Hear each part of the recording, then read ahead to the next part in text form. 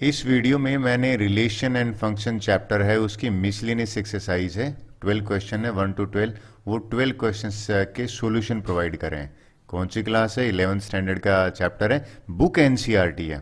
और एक्चुअल में ये जो मिसलेनियस है इसमें सारी एक्सरसाइज का मिक्स होता है।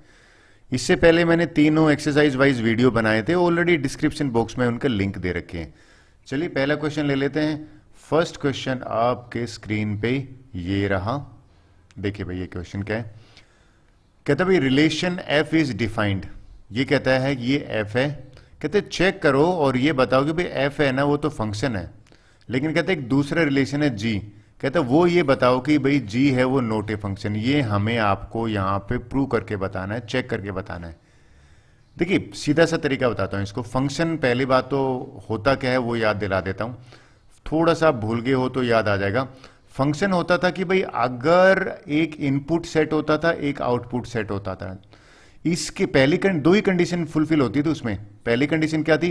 पहली कंडीशन थी कि भाई इसके सारे के सारे एलिमेंट है ना उनकी इमेज बननी चाहिए। पहली कंडीशन ये थी, यानी कि ऑल एलिमेंट इंगेज होना चाहिए। दूसरी कंडीशन क्या थी कि यूनिक इमेज होनी चाहिए। यूनिक इमेज का मतलब ये है कि अगर 3 है ना उसकी एक इमेज ही होनी चाहिए। अगर वो 3 2 से मल्टीपल अटैच होता तो वो फंक्शन नहीं होता। वापस क्लियर करूं मैं क्या कहना चाह रहा हूं। मैं आपको फंक्शन का मीनिंग बता रहा था। फंक्शन क्या होता है वापस बताता हूं। फंक्शन होता है कि एक दो सेट है ना वो आपस में एक रिलेशन के तहत अटैच होते हैं और वो तब फंक्शन कहलाते हैं जब ए सेट है ना जिसको इनपुट सेट बोल देते हैं उसके सारे एलिमेंट की इमेज बननी चाहिए, मैपिंग होनी चाहिए। दूसरी कंडीशन क्या है कि भाई एक आदमी एक की ही इमेज होनी चाहिए। ये कुछ वैसा ही होता है जब एक सन होता है ना और फादर होता है तो एक सन का एक ही फादर होता है, दो फादर नहीं होते। Biological, I hope agree with me कि एक सन का बायोलॉजिकल एक ही फादर होता है। तो सर आप यहां पे क्या करने वाले हो, मुझे ये बताना है कि ये फंक्शन है एफ एक्स वाला। तो सबसे पहले तो आप ये चेक करो कि भाई कॉमन पॉइंट क्या है। देखो x है ना वो इक्वल टू 3 यहां पे भी है और x इक्वल टू 3 जो है ना वो यहां पे भी है, और ये एक ट्रांजिशन टाइम पे है ना ये दो फंक्शन है। तो इस x इक्वल टू 3 पे चेक कर लो क्या सेम यूनिक सेम इमेज आ रही है। लेकिन कैसे चेक करते हैं मैं बताता हूं। ये कहता है कि भाई अगर f है ना, इस केस में ले लेता हूं, अगर f बराबर है 3 के तो यानी कि एफ एक्स की जगह पे मैं 3 रख दूं तो ये पुट करा मैंने इसकी जगह पे 3 का स्क्वायर और आंसर आ गया 9।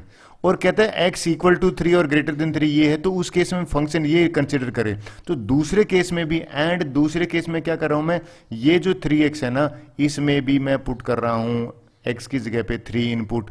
जब मैंने 3x में पुट करा ना और ये भी 3 इंटू 3 करा तो ये भी 9 आ गया। So both are equal. अगर ये दोनों बराबर आ गए तो, और तो बाय डिफॉल्ट ये पोलिनोमियल फंक्शन है तो 100% ये पोलिनोमियल है तो फंक्शन होगा ही होगा। इसी पे हमें चेक करने की जरूरत थी और ये दोनों बराबर हैं।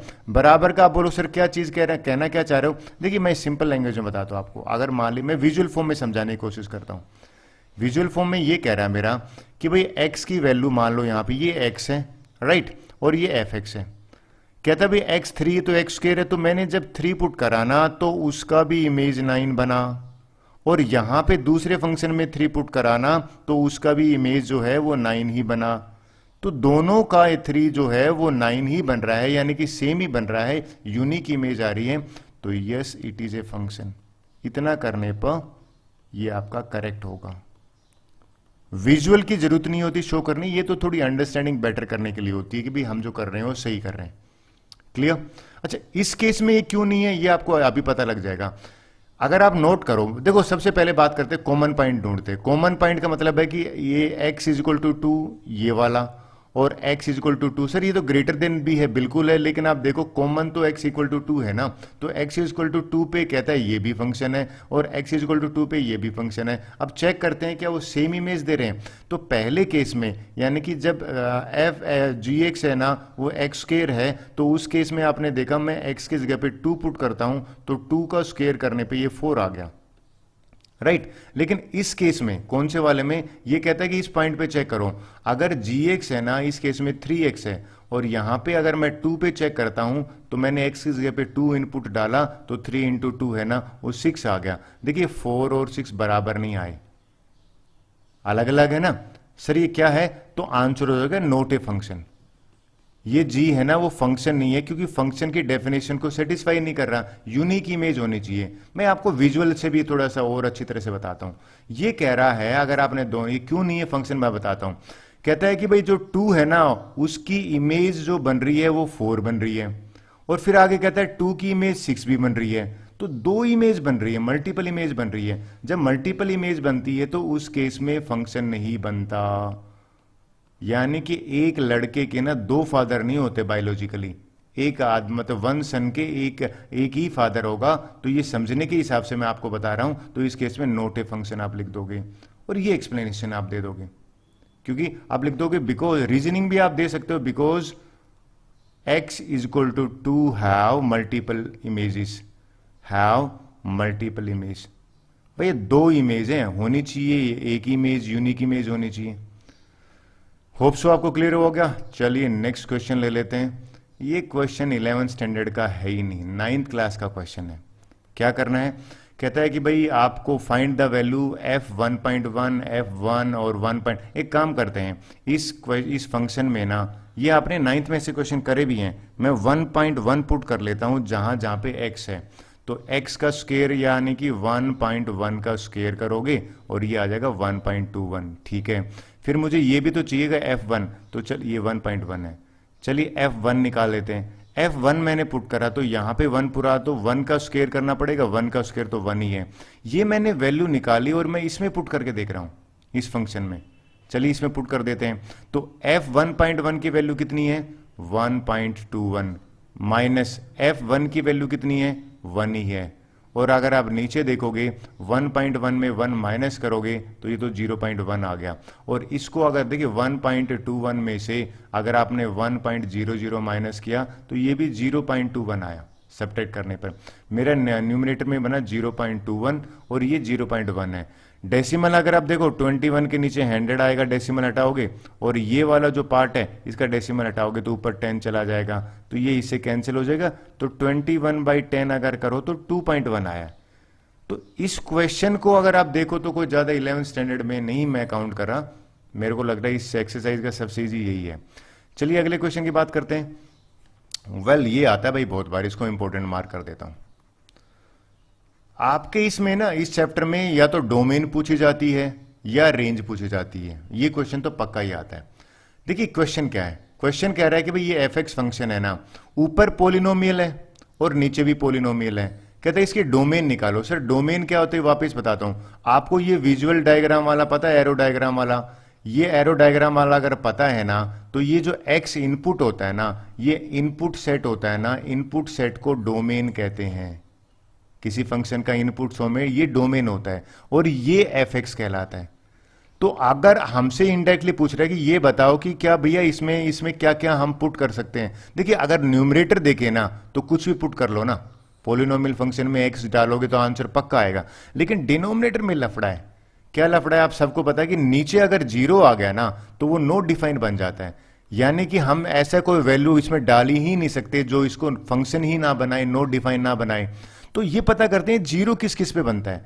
तो सबसे पहला काम पता क्या होता है, हम क्या करते हैं टू चेक फंक्शन। भैया एक फंक्शन तो दे रखा है, टू चेक फंक्शन, हम डिनोमिनेटर है ना उसको पहले ये पता करते हैं किसके बराबर, किसके 0 बनता है। तो मैंने इसको 0 के बराबर रखा। फिर इसकी मिडिल टर्म स्प्लिटिंग करी, 2 नंबर ढूंढे जिनका प्रोडक्ट 12 हो, सम ये हो, तो -6x और -2x प्लस में 12 आए। ये मैं ये चेक कर रहा हूं कि ये किन किन पॉइंट पे 0 बनता है। तो x यहां से कॉमन आया तो x -6 बना, यहां से -2 कॉमन बना तो x -6 बना, और x -6 अगर दोनों ब्रैकेट में सेम बनते हैं तो आप सही कर रहे हो। x -6 बाहर ले लिया, यहां से x आ गया और यहां से -2 आया, ये 0। तो अगर देखिए 2 का प्रोडक्ट 0 है तो x -6 0 रखा तो x की वैल्यू यहां से कितनी आ गई 6 आई, और यहां से x -2 0 रखा तो x की वैल्यू 2 आई। तो मुझे 2 पॉइंट मिल गए जिनके ऊपर ये 0 बन सकता है। तो यानी कि ये जो डोमेन है ना, इनपुट सेट को डोमेन कहते हैं, इसमें ये 2 पॉइंट छोड़ के हम कोई भी ऐड कर सकते हैं। तो इसकी डोमेन कैसे लिखी जाएगी, इन दोनों पॉइंट पे 0 बनता है ना, तो मैं यहाँ पे डोमेन लिखूंगा कि भाई सारे नंबर डाल सकते हैं, यानी कि set of real number R है ना, set of real number, minus में ये दो नहीं लेते, ना तो 2 लेते हैं ना 6 लेते हैं। यहां पे ये आर है, रियल नंबर है। और दूसरी लैंग्वेज में भी लिख सकते हैं, ये तो एक तरीका है। आप डोमेन, ये भी डोमेन का मतलब है कि इनपुट सेट क्या क्या एक्स की वैल्यू ले, तो एक्स की 2 वैल्यू पे ये फंक्शन 0 बन रहा है। दूसरा तरीका लिखना है, यहां पे आप set of real numbers accept real number except 2 and 6, इतना कर दोगे तो भी करेक्ट है। दोनों में से कोई भी लिख दीजिए आप। सर ये क्यों 2 और 6 हटाए? क्योंकि 2 और 6 लेने पे डिनोमिनेटर 0 बनता है, डिनोमिनेटर 0 बनता है, ये नॉट डिफाइन बन जाएगा, और नॉट डिफाइन होगा तो ये हमारा फंक्शन ही एग्जिस्ट नहीं करेगा। चलिए, होप सो आपको क्लियर हुआ होगा। क्वेश्चन 4 की बात कर लेते हैं।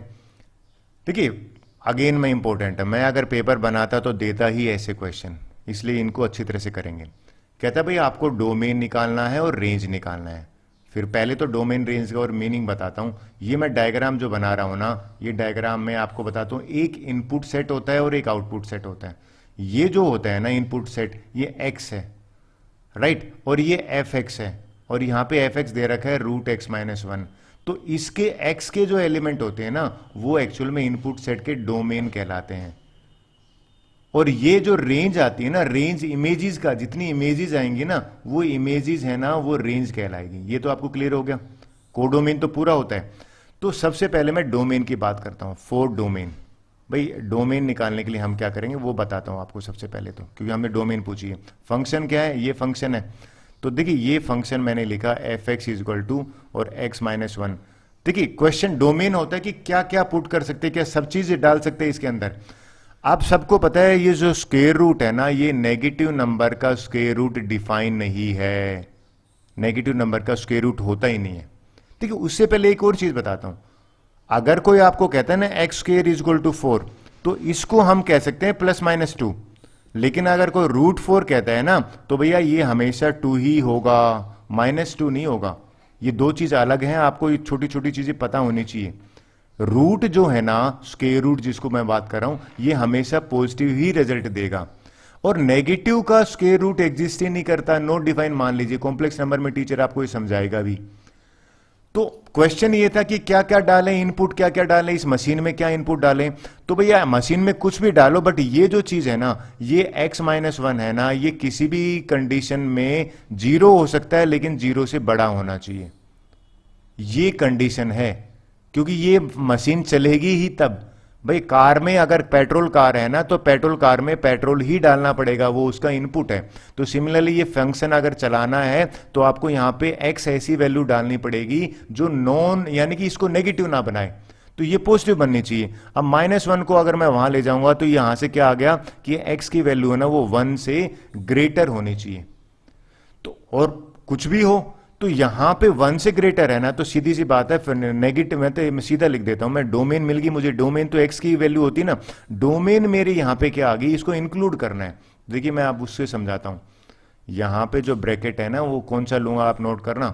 मुझे 1 लेना है ना, तो 1 लूंगा मैं, यहां पे ले लिया। और इन्फिनिटी तक पॉजिटिव जाना चाहिए। इन्फिनिटी के लिए मैं क्या करूंगा, ये ओपन ब्रैकेट लूंगा, जिसमें इन्फिनिटी काउंट ही नहीं होती, क्योंकि हमें पता ही नहीं। ये डोमेन है। वापिस सुनो मैं क्या कहता हूं, डोमेन होता है वो वैल्यू जो हम डाल सकते हैं, सिर्फ नेगेटिव नहीं डाल सकते। सर नेगेटिव डालेंगे तो क्या होगा, डाल के देखिए। अगर आपने -3 डाल दिया और -1 हो गया ना, तो ये रूट एग्जिस्ट इसका करेगा ही नहीं, स्क्वायर रूट। चलिए, ये तो हमारा होगा डोमेन। डोमेन जनरली बच्चे नहीं अटकते। एक बच्चा मेरे को क्लास में कह रहा है, सर मुझे तो ना रेंज में दिक्कत होती है। चलिए उसकी भी हेल्प करता हूं। फॉर रेंज, रेंज निकालने के लिए क्या करेंगे, आप सबको पता है कि ये जो फंक्शन है ना fx, इसको y के बराबर ले लेते हैं हमेशा। तो ले लीजिए, मैंने y के बराबर ले लिया। ये तो आप बिना पूछे करके ही आ जाइए, ले लिया। अब मैं, ये तो y है इन टर्म्स ऑफ x, अगर इसको पढ़ो ना तो ये है y in terms of x, है ना। अब मैं क्या निकालूंगा, x निकालूंगा इन टर्म्स ऑफ y। तो कैसे निकलेगा, स्क्वेयरिंग बोथ साइड कीजिए। स्क्वेयरिंग क्यों कर रही है, रूट हट जाए। यहां पे अगर मैं स्क्वेयरिंग बोथ साइड कर देता हूं, तो बात बन जाएगी, ये बन जाएगा y²। अच्छा एक और चीज है, ये y² बन गई और ये x-1। एक और क्या चीज है, देखिए ये स्क्वेयर रूट है y, ये स्क्वेयर रूट y के बराबर है। तो यहां से एक चीज स्क्वायर रूट का भी नेगेटिव आता है, नहीं आता है। तो यहां से एक चीज रिजल्ट निकल के आया कि y जो है ना वो भैया पॉजिटिव होगा और 0 के बराबर हो सकता है। ये देखिए पहली चीज तो मुझे यहां से ये मिली। सर आपने ये क्यों लिखी? क्योंकि मैंने अभी कहा कि किसी का भी स्क्वायर रूट नेगेटिव नहीं होता, तो मुझे ये पहली कंडीशन ये मिल गई। फिर मैंने स्क्वेयरिंग बोथ साइड क्यों किया? क्योंकि मैं चाहता हूं जैसे y in terms of x है ना, मैं चाहता हूं x in terms of y। तो फिर क्या करेंगे, इस -1 को यहां भेज देते हैं, तो y स्क्वेयर प्लस 1 और ये हो गया x। ये सिंपल लैंग्वेज में कहूं तो x equal to 1 plus y square हो गया। एग्री? अब आप खुद बताना, ये आपको मेरे को पकड़ में आ जाएगा। अब मुझे ये बताइए x equal to 1 plus y square आ गया, तो अगर मैं आपसे पूछूं कि यहां पे y की कोई भी वैल्यू डालोगे, नेगेटिव भी डालोगे तो भी पॉजिटिव बन जाएगा और पॉजिटिव डालोगे तो भी नहीं, यानी कि इस मैं आपको ये समझाना चाहता हूं अभी। तो इस कंडीशन को देखो, इस कंडीशन में पहले तो ये बताओ कि पहली कंडीशन क्या है यार कि y जो है ना वो ग्रेटर देन 0 होना चाहिए। यहां पे y अगर मैं ले भी लूं थोड़ी देर के लिए, देखो ये ले लीजिए, ये मैं डायग्राम से समझाता हूं, ये 0 है। ये कंडीशन क्या कह रही है? ये कंडीशन कह रही है कि भाई ये 0 से बड़ा होना चाहिए, यानी कि 0 से बड़ा तो भैया ये हो गया। क्लियर? फिर ये कंडीशन क्या कह रही है? y जो है ना वो कुछ भी वैल्यू हो, पॉजिटिव ही बन जाएगा x तो y। लेकिन आपने ध्यान दिया यहां पे y मैं माइनस इंफिनिटी से प्लस इंफिनिटी ले लेता, कोई इशू नहीं y की वैल्यू। लेकिन अगर आपने ध्यान दिया इन दोनों को, यानी कि इन दोनों में अगर मैं कॉमन लूं, अगर आप देखो तो कॉमन क्या आ रहा है? कॉमन ये चीज निकल के आ रही है, यानी कि 0 से तो बड़ी और इंफिनिटी तक जा रही है। तो ये जो y है ना, ये y एक्चुअल में हमारा देखा जाए तो ये y जो है ना, ये y ही तो रेंज है। तो यहां पे रेंज मुझे मिल गई, क्या मिल गई? 0 से लेके इंफिनिटी। तो यहां पे रेंज लिख देता हूं 0 से लेके इंफिनिटी। सर 0 आ सकता है, 0 कब आएगा? अब खुद देखो ना, इसमें अगर x की वैल्यू 1 रख दूंगा तो 0 आ जाएगा। तो यहां पे 0 आएगा तो ये इंटरवल हो जाएगा, और इंफिनिटी के लिए हमें क्या लेना है? ओपन इंटरवल लेना है। देखिए मैंने निकाला क्या है वो समझाता हूं। मैंने पहले डोमेन निकाला। डोमेन होता है इनपुट सेट, इसको डोमेन कहते हैं, क्या क्या डाल सकते हैं, राइट। फिर आप बोलोगे सर ये रेंज क्या होता है? रेंज होता है कि ये डालने के बाद ये जो है ना, ये इमेजेस आती हैं, इस इमेजेस के सेट को रेंज कहते हैं। कि क्या क्या आ सकता है? 0 आ सकता है, बिल्कुल आ सकता है। इसमें 1 रखोगे ना तो 1 रखने पर 0 आएगा, ठीक है। फिर अगर आप यहां पे 5 रखते हो तो 5 रखने पर 5 - 1 कर दोगे तो 4 का स्क्वायर रूट करोगे तो 2 आएगा। लेकिन आपने एक चीज है, नेगेटिव नहीं आएगा।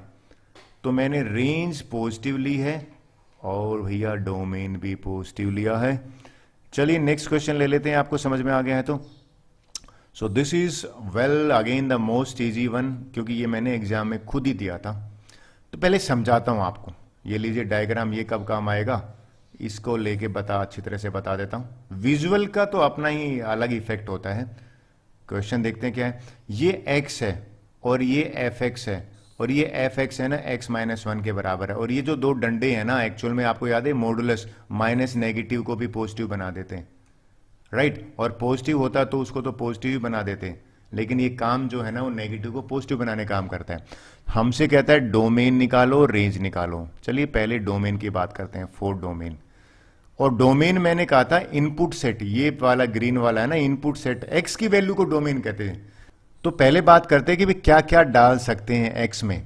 ये जो फंक्शन है ना, इस फंक्शन में अगर आप देखो भाई रियल नंबर पे डिफाइन है, यहां पे नेचुरल और इंटीजर दे ही नहीं रखा। जहां पे नहीं दे रखा हो तो मान के चलिए रियल नंबर ले रखा है। अक्सर बच्चे कहते हैं रियल नंबर को भी आप आर से लिखते हो और रिलेशन को भी आर से लिखते हो, हम तो कंफ्यूज हो जाते हैं। तो मैं उनको कहता हूं भाई देखो रिलेशन और रियल नंबर में ना बाकायदा डिफरेंस पता लग जाता है कि कहां पे आर रियल नंबर को रिप्रेजेंट कर रहा है, कहां पे रिलेशन पे। रिलेशन का अकेला आर आता नहीं है। रिलेशन जनरली लिखा जाएगा ना वो इस तरह से लिखा जाएगा A to B, राइट। लेकिन R, capital R real number के लिए मैं, चलिए मैं वापस आता हूं टॉपिक पे। डोमेन निकालने के लिए कह रहा है। इस क्वेश्चन में x की कोई वैल्यू है जो इसको नॉट डिफाइन बनाए, वो तो सब कुछ ही डाल दो, आंसर तो दे ही देगा। अगर आपने 1 डाला तो 1 - 1 डालोगे तो 0, और 0 को भी भैया ये 0 ही बन देगा। अगर मान लो आपने -2 लिया थोड़ी देर के लिए, तो -2 लोगे तो इस केस में -2 और -1 -3 होगा, -3 का भी मॉडुलस लोगे तो भैया ये क्या हो जाएगा, 3 आ जाएगा। तो आपने नोट करा, आपने जीरो डाला, तो जीरो अगर मान लो इस केस में डालते हैं एक्स की जगह पे, तो जीरो माइनस में वन, और ये माइनस वन और माइनस का भी वन आ जाएगा। तो आपने एक चीज नोट करा, जीरो डालने पे वन आ रहा है, वन डालने पे, मैं यहां पे क्या डाल सकता हूं, डोमेन होती है इनपुट सेट, तो कुछ भी डालो तो कोई इशू ही नहीं आ रहा है। तो यहां पे डोमेन जो है वो हो जाएगी सेट ऑफ रियल नंबर्स, यहां पे लिख देना real numbers, right, set of real number से हो जाएगा। और एक तरीका भी है डोमेन को लिखने का, ये इस तरह से लिख दीजिए एक्स, और जो एक्स जो है ना such that x belongs to real number, ये भी एक तरीका है। दोनों में से आप कुछ भी लिख दीजिए। रेंज की बात करते हैं, रेंज आते ही अच्छे अच्छे बच्चों का गड़बड़ हो जाता है, तो ये ठीक से समझते हैं क्या। देखिए रेंज है आउटपुट सेट, ये आउटपुट क्या आ रहा है, ये जो मॉडुलस है ना, ये मॉडुलस अच्छे अच्छे नेगेटिव को पॉजिटिव बना देता है। तो एक चीज तो निकल के आ रही है क्या, कि ये नेगेटिव कोई भी नहीं आ सकता इसमें, राइट।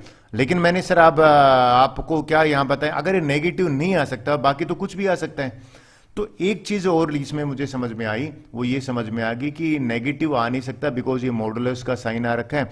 तो रेंज यहां पे है ना, ये रेंज पॉजिटिव नंबर का हो जाएगा, कोई भी नेगेटिव नंबर नहीं आ सकता। तो इस केस में ये जो y है, अगर मैं y के बराबर ले लूं, तो ये जो y है यानी कि रेंज है, वो रेंज आ जाएगी, जीरो से जीरो आ सकती है, बिल्कुल आ सकती है, देखो वन रखने पे जीरो आ रही है, जीरो से लेके और इन्फिनिटी तक, इन्फिनिटी के लिए ओपन इंटरवल लोगे, ये इसकी रेंज होगी। सर पॉजिटिव नंबर ही आएंगे, नेगेटिव क्यों नहीं आएंगे? नेगेटिव इसलिए नहीं आएंगे कि जो हमारा एफ एक्स है ना, इसमें ये मॉडुलस का साइन है, और अंदर वाला कोई भी नेगेटिव बनेगा तो ये मॉडुलस का साइन उसको पॉजिटिव बना देगा। सो ये हमारी रेंज होगी। इतने करने के टीचर आपको फुल नंबर मिलेगा। आई होप ये आपको क्लियर हुआ होगा। चलिए नेक्स्ट क्वेश्चन की तरफ चलते हैं। चलिए क्वेश्चन 6 की बात करते हैं। कहता है भाई फंक्शन एफ दे रखा है, ये कहता है फंक्शन है R from R into R. देखिए रियल नंबर पे कहते हैं डिटरमाइन द रेंज निकालनी है, राइट। कोडोमेन का पार्ट होता है रेंज। मैं ना आपको विजुअल फॉर्म से समझाने के बाद फिर लिखने का तरीका बताता हूं। चलिए शुरू करते हैं। विजुअल फॉर्म कैसे, ये कह रहा है कि ये जो पहला एक्स है ना, ये तो ये है, और ये जो दूसरा है ना यानी कि ये वाला, ये है एक्स स्क्वायर और upon 1 plus x square, right. और अगर आपने 1 पुट करा एक्स, तो यहां पे 1 पुट करोगे तो देखते हैं कितना आता है। ये आता है 1 और 1 प्लस 1 का स्क्वायर यानी कि 1/2 आ गया। अगर मैंने यहाँ पे 2 पुट कर दिया तो ये आ जाएगा 2 का स्क्वायर यानी कि 4, और 1 प्लस में 4 आएगा तो ये आ जाएगा 4/5। चलिए अब 0 पुट करके देख लेते हैं। 0 पुट करते हैं तो यहाँ पे आ रहा है 0। अगर यहाँ 0 पुट कर देते हैं एक्स की वैल्यू, -1 पुट करते हैं तो -1 पुट करते हैं तो देखिए आप एग्री करोगे, -1 पुट करने पर भी 1/2 ही आ रहा है। खैर अब वापस क्वेश्चन पे आते हैं। आपने अगर ध्यान दिया हो ठीक से कि जब मैं ये पुट कर रहा हूं ना, आगे मान लीजिए मैंने 3 भी पुट करा, तो यहां 3 पुट करने पर ये बन गया 9 और ये अपॉन 10 आ गया। ये जो न्यूमरेटर है और ये डिनोमिनेटर है, तो आपको पता है कि भाई अगर डिनोमिनेटर जो है ना, डिनोमिनेटर है वो ग्रेटर देन है न्यूमरेटर से, तो ये आपको फ्रैक्शन याद दिलाता हूं, तो ये जो वैल्यू है ना ये हमेशा 1 से कम आएगी। सर आप कैसे कहना, जैसे 1/2 हो गया, 3/4 हो गया, 7/9 हो गया, जिसका डिनोमिनेटर ज्यादा बड़ा होता है ना उसको प्रोपर कहते हैं, प्रोपर फ्रैक्शन। तो एक चीज मुझे क्लियर होगी कि ये जो वैल्यू है ना यानी कि जिसको y मानते हैं, ये 1 से कम आएगी। कब क्यों कम आएगी सर? आपको कैसे पता लगा कि ये डिनोमिनेटर बड़ा है? देखिए ये एक तरफ तो एक्स स्क्वायर दोनों तरफ है, अब इसमें एक्स स्क्वायर में के साथ 1 है तो 1 प्लस एक्स स्क्वायर डेफिनेटली भाई न्यूमरेटर से तो बड़ा हो गया। तो इससे रिजल्ट क्या आ गया? इससे रिजल्ट ये आ गया कि ये जो वैल्यू है ना एक्स स्क्वायर प्लस में 1/x स्क्वायर, ये एक्चुअल में आप देखोगे 1 से छोटी होगी। क्लियर? हमेशा 1 से छोटी होगी। तो हमें क्या निकालने के लिए बोला था? रेंज निकालने के लिए बोला था। रेंज इसी का पार्ट होता है ना, यानी कि आप ध्यान हो तो रेंज कोडोमेन का ही तो पार्ट होता है रेंज। तो ये रेंज निकालना, तो एक चीज तो मुझे मिल गई रेंज निकालने के लिए कि भाई हाईएस्ट 1 जाएगा, यानी कि 1 आ सकता है क्या? देखिए 1 यहां पे बिल्कुल नहीं आ सकता क्योंकि दोनों बराबर नहीं है, तो 1 को एक्सक्लूड करते हैं, ओपन इंटरवल आएगा। फिर अगर आप देखो मैंने यहां पे ना 0 का तो 0 ही आया है, तो ये जीरो आया है, x की वैल्यू जीरो रखने पर ये जीरो बना है और जीरो इंक्लूड हुआ है, तो ये इंक्लूड वाला हो गया। तो जीरो से लेके 1 के बीच में इसकी रेंज होगी। क्यों रेंज होगी? क्योंकि ये जो पार्ट है ना, इसका डिनोमिनेटर जो बड़ा है न्यूमरेटर से, जिसमें डिनोमिनेटर बड़ा है, तो होल फ्रैक्शन जो है ना वो लेस देन 1 होगा। तो मैंने रेंज की बात करी कि रेंज आपको कैसे निकालना होगा। क्लियर? चलिए, अगर होप सो आपको ये समझ में आया होगा कि ये रेंज मैंने कैसे निकाली। नेक्स्ट ले लेते हैं, क्वेश्चन नंबर 7 की बात करते हैं। ये एक्चुअल में 11th स्टैंडर्ड का क्वेश्चन नहीं है, बहुत छोटा इजी क्वेश्चन है। सबसे इजी तो नहीं कहूंगा, लेकिन इसको जनरली सबसे इजी काउंट ही करते हैं। कहता है भाई आपको एक फंक्शन एफ एक्स दे रखा है, जी एक्स दे रखा है, एफ प्लस जी निकालो। देखिए एफ प्लस जी, ठीक है, और अगर ये कहता है कि भैया यहाँ पे मैं x लगा दूं थोड़ी देर के लिए, तो ये कुल मिला के ये कहना चाहता है कि भाई एफ एक्स प्लस में जी एक्स दोनों फंक्शन को ऐड करना है। तो ये जो ऐड करेंगे ना, तो x प्लस 1 पहला फंक्शन हो गया, और जी एक्स की जगह पे 2x माइनस 3 रखोगे तो 2x और x देख जाएगा ना, तो 3x, और 1 और माइनस 3 को करोगे तो -2। ये पहले का आ गया, ये था मेरा फर्स्ट का। फिर कह रहा है एफ माइनस जी करो, तो एफ माइनस जी का करा तो डेफिनेटली सेम चीज में, देखिए आपको इस तरह से समझाता हूं। ये एक्चुअल में कुछ नहीं चाहता, ये चाहता है कि इन दोनों को सब्ट्रैक्ट करके बताइए। जब दोनों फंक्शन को मैंने सब्ट्रैक्ट करा, इसको पहले लिखा x प्लस 1 और ब्रैकेट का साइन और 2x माइनस 3। अब देखिए ब्रैकेट खोलते हैं, x प्लस 1 तो एज इट इज है, ये साइन चेंज हो जाएंगे, 2x और प्लस 3 हो जाएगा, तो x माइनस 2x करोगे तो माइनस का x और प्लस का 4 आ गया। ये हमारा कौन सा फंक्शन बन गया? f माइनस जी वाला फंक्शन। लास्ट बचा है f अपॉन जी। f अपॉन जी का अगर निकालोगे तो इनडायरेक्टली ये कहना चाहता है भी एफ एक्स और जी एक्स को आपको डिवाइड करना है। तो एफ एक्स मेरा x प्लस 1 है और जी एक्स जो है वो 2x माइनस 3 है, तो ये इसकी वैल्यू आ गई। तो हमें ये वैल्यू निकालना था। आई होप ये इजी क्वेश्चन है, 7 समझ में आया होगा। चलिए क्वेश्चन 8 की बात करते हैं। Well this is quite interesting, आता भी है बहुत बार, इंपॉर्टेंट लिख देता हूं जो एग्जाम में आते हैं। कहता है कि भाई आपको फंक्शन दे रखा है, let f Z integer, Z का मतलब होता है integer, Z to Z define कर रखा है एफ एक्स को, ये वाला सम वैल्यू, डिटरमाइन ए और बी निकालना है। मैं पहले इसका बनाता हूं विजुअल फॉर्म में या एरो डायग्राम में जिसको कहते हैं, वो आपको थोड़ा सा क्लियर करेगा ये है क्या। ये मैंने ले लिया पहला नंबर 1 होता है, ये लीजिए 1, और 1 जुड़ा हुआ है 1 से, ठीक है भैया। फिर 2 और 3 जुड़ा हुआ है, तो ये जो 2 है ये एक्चुअल में 3 के साथ इसकी मैपिंग हो रखी है। 0 और -1 की हो रखी है, ये 0 और -1 की मैपिंग हो रखी है, और -1 और 3 की कर रखी है, -1 की मैपिंग 3 के साथ कर रखी है। क्लियर? फंक्शन दे रखा है तो हमें जरूरत ही नहीं है चेक करने की, साफ साफ लग रहा फंक्शन है। अब ये कह रहा है कि भाई एफ एक्स जो है ना वो ए एक्स प्लस बी के बराबर है। ये अगर x है ना तो ये वाला ए एक्स प्लस बी के बराबर है। ए बी निकालना है। चलिए काम करते हैं, अगर x की वैल्यू में 0 ले लूं तो भैया ये वैल्यू कितनी हो जाएगी? -1 होनी चाहिए ना अकॉर्डिंग टू द क्वेश्चन।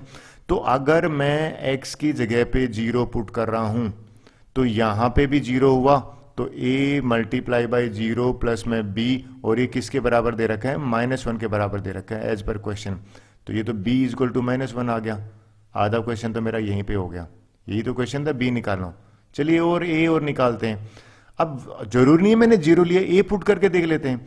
अगर मैं x की जगह पे 1 पुट करता हूं ना, तो इस क्वेश्चन में आप पुट करोगे a और इसके बगल में 1 प्लस में b, और ये किसके बराबर आएगा? देखा जाए तो 1 के बराबर ही आ रहा है, ये लीजिए 1 के बराबर आ गया। लेकिन b की वैल्यू -1 दे रखी है, तो ये हो जाएगा a -1 इक्वल टू 1, -1 को यहाँ पे ट्रांसपोज कर दिया, 1 प्लस 1, और ये 2 आ गया।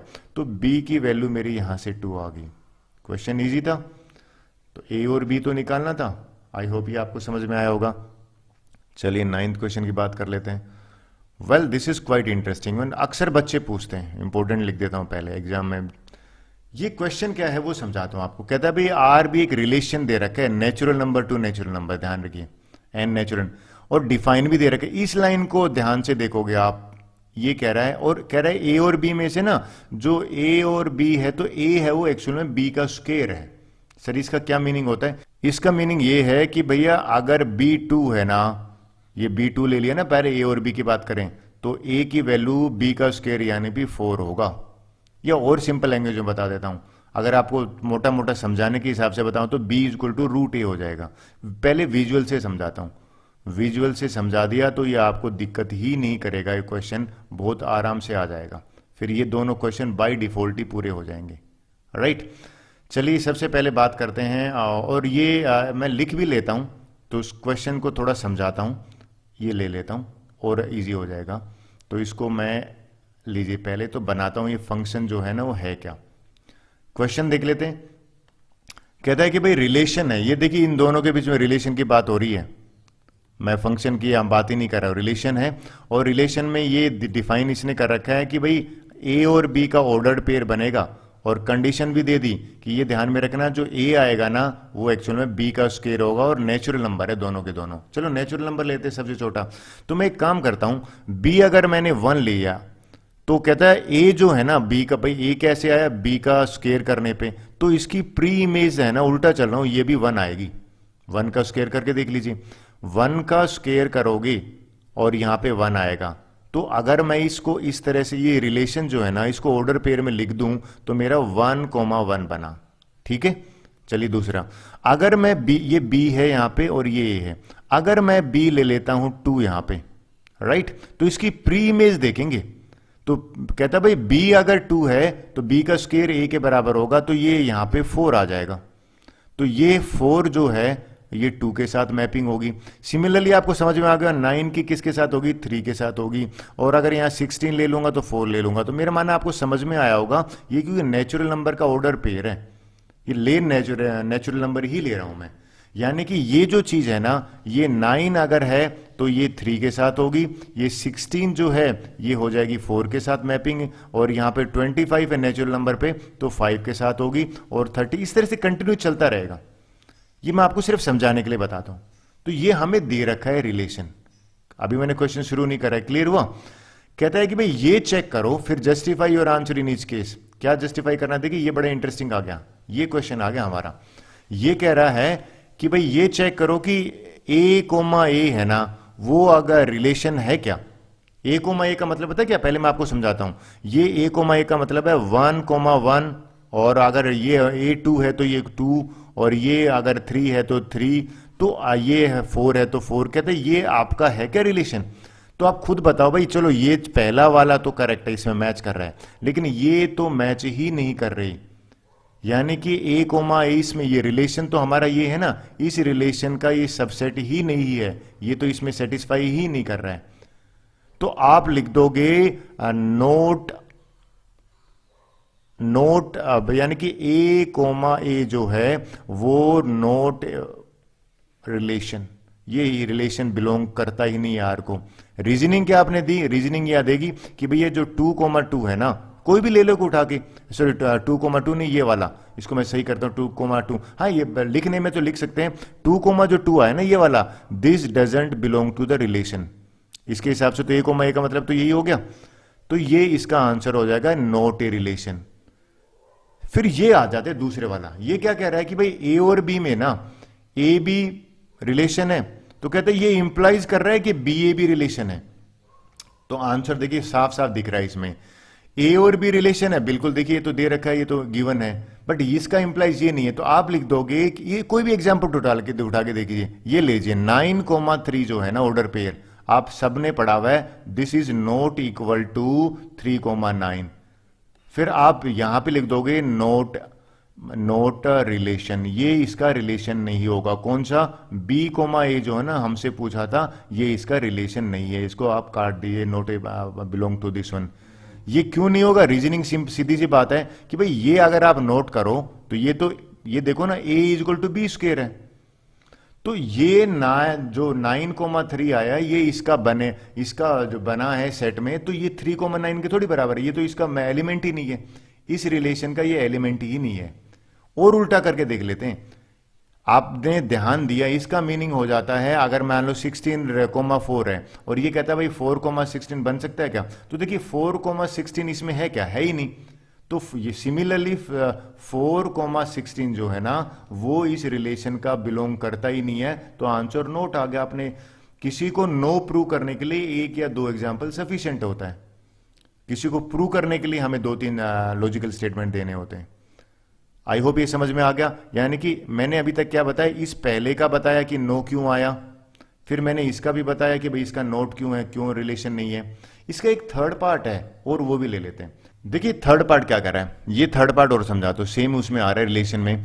कहता है भाई ए कोमा बी वाला, अब ये कहते हैं ए कोमा बी रिलेशन को बिलोंग करता है और बी कोमा सी भी रिलेशन को बिलोंग करता है। कहता है ये इंप्लाइज करता है कि इसको, तो यहां पे नो हो जाएगा। अब जस्टिफिकेशन देते हैं कैसे नो हो जाएगा, देखिए मैं आपको समझाता हूं और ये डायग्राम मैंने बना रखा था तो इससे और इजी हो जाएगा। लीजिए मैं कैसे बताता हूं। भाई ए कोमा बी जो था ना, आपको रिलेशन मैंने याद दिलाया था, तो ये दिलाया था कि भाई ये है ना ए एक्चुअल में बी का स्क्वायर है। अगर मैंने बी 1 लिया तो ये तो 1 आया था, ठीक है राइट। और बी अगर मैंने 2 लिया था तो 4,2 आया था, एग्री कर रहे हो। और बी अगर मैंने 3 लिया तो ए 9 हो गया था। ये हमारा रिलेशन था राइट। और यहां पे मैंने बी 4 लिया तो ये 16 आ गया था। तो अब बात करते हैं कि इस रिलेशन में अगर कोई एक नंबर ले लेते हैं, क्या नंबर ले लिया, मान लीजिए ये तो पहली बात तो ए कोमा बी रिलेशन है, बिल्कुल ठीक है। ये भी रिलेशन है, ये भी रिलेशन कैसे हो सकता है, देखिए बी कोई नंबर ले लिया, बी मान लेते हैं, मैं यहां पे नंबर ले लेता हूं फॉर एग्जांपल, ये आपने ले लिया 49 और 49 का 7 बनता है, क्लियर।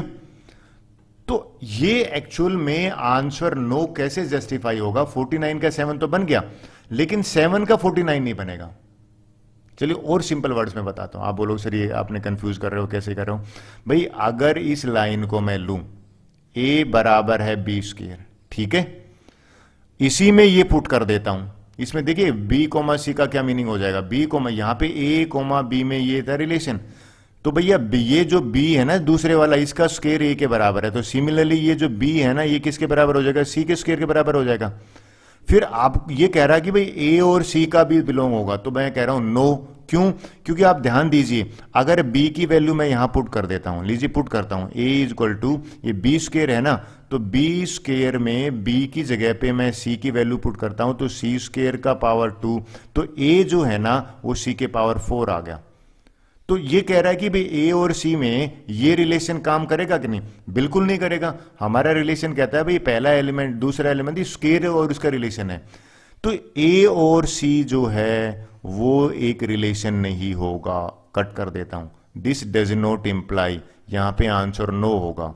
आप बोलोगे भी नो क्यों होगा, क्योंकि मैंने साफ एक लाइन में कहा है अगर ए बी के बराबर है और बी और सी लिया, चलो बी सी के बराबर हो गया, तो बी की वैल्यू मैं यहां पुट करूंगा तो ए और सी में रिलेशन ये आता है, जबकि रिलेशन आना चाहिए ये वाला। अगर ए और सी का रिलेशन होता तो ये आना चाहिए था, लेकिन हमारा आ क्या रहा है, ए इक्वल टू सी की पावर 4 आ रहा है। सो दिस इंप्लाइज ये कर रहा है कि नॉट ए रिलेशन, ये इसका रिलेशन नहीं होगा। होप सो आपको थोड़ी सी बात बनी होगी। चलिए नेक्स्ट क्वेश्चन ले लेते हैं। ओके 10th क्वेश्चन करते हैं। 10th क्वेश्चन में 2 पार्ट है।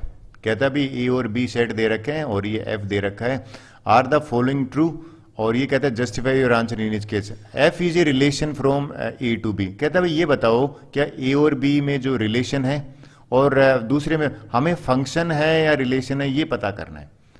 तो एक काम करते हैं, सबसे पहले अगर रिलेशन चेक करना होता है ना, तो रिलेशन चेक करने का बड़ा अच्छा सा तरीका बताता हूं आपको कि भैया आप कार्टेशियन प्रोडक्ट निकाल लीजिए, राइट।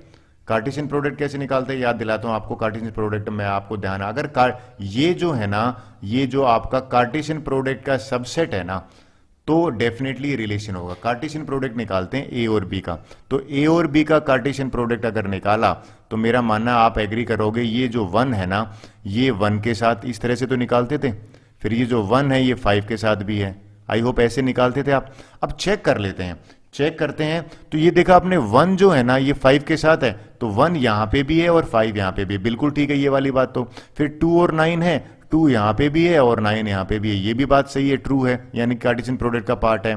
3 यहां पे भी 3 और 1 है, तो 3 और 1 का भी बन सकता है। फिर 4 और 5 का है, 4 और 5 का भी बन सकता है, ये देखिए बन सकता है। और 2 और 11 का है, ये 2 है और ये 11 का है, तो ये बन सकता है। मतलब कार्टेशियन प्रोडक्ट जो है ना, ये जो है एफ जो है यहाँ पे, एफ इज ए रिलेशन जो है, एफ रिलेशन ये जो नाम दे रखा है, is a subset of, is a subset of, Cartesian product निकालोगे ना ए और बी, उसका सबसेट है।